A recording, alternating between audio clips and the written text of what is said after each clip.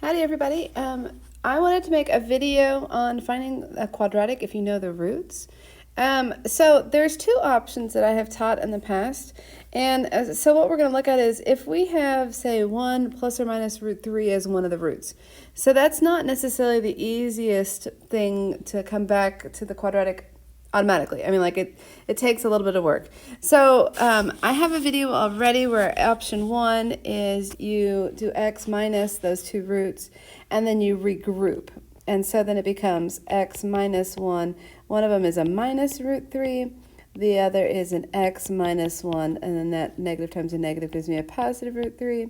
And now I've got what I have here is I have a minus b times a plus b, which I know to equal a squared minus b squared. So then back in this problem, I can just say, okay, this is x minus 1 squared minus, well, root 3 squared is 3.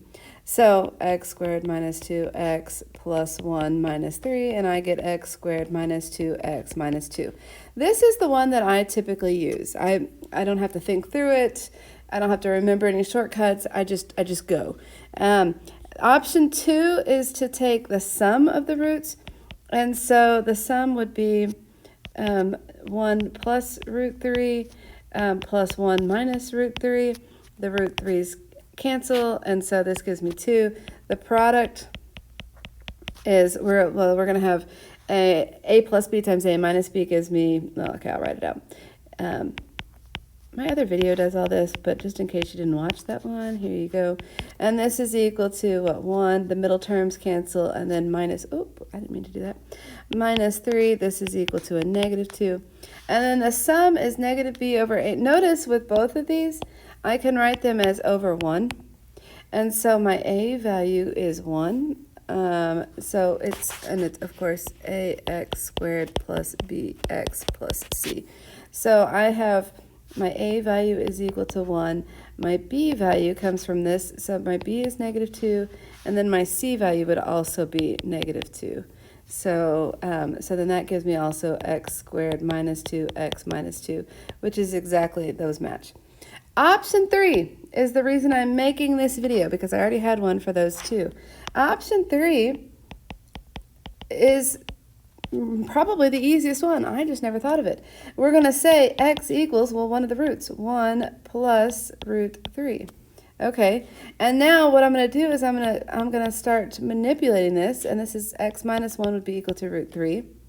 Now what I can do is I can square both sides, and I get x squared minus 2x plus 1 equals 3. And now I just move this over here. X squared minus 2x, subtract 3, and I get negative 2.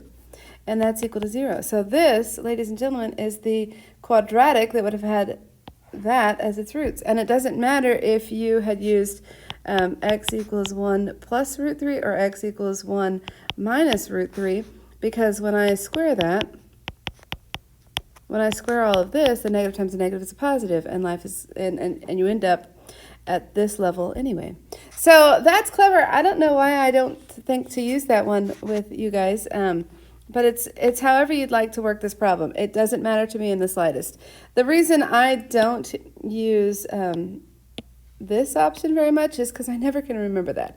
But my HL kids, it's not a bad idea for you to remember that, and actually this is in your formula booklet. It's new. It's part of the new curriculum that they put that in your formula booklet. So maybe pick a method. I don't care which one you use.